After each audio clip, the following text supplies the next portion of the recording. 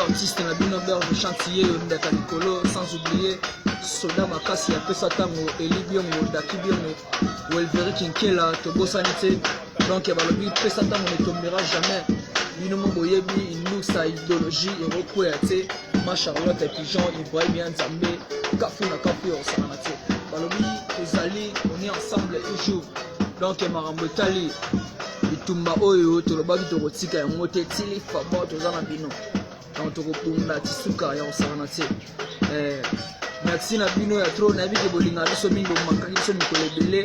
mais elobi te ke tolimwe tozalika toujours en coulisses tonokobelisa baplan yebika maki esengaka bongo, donc bato bayeba te nini tozosala, donc tomelamaki mpona kwa nayebi te kwa mingi kuta kolobela te ma Charlotte Pigeon nde makambo Ibrahim Nzambe nde makambo ya kolobela te pesa tango champion ya kolobela te, donc ça peut tarder nayebi ke bolinga biso mingi biso mpe tolinga bino mingi. Basoda bazali baleka somo bazali Patrick Solo bazali, donc ya mututu bashiko tempo bazali biso tozali quoi, donc rien à dire. Basoda pesa tango nde boyebi tozala nde tozalaka balobi mbongi oya nango mais ebala masuwa te charge eza makasi Ibrahim Nzambe,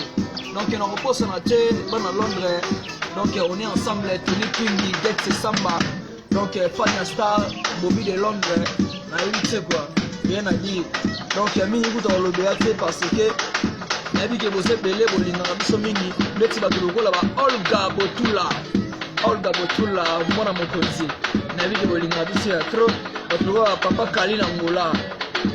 yo yebi saleka songalela mpona yo Papa Kali na Ngola, donc rien à dire, donc elle était vieille.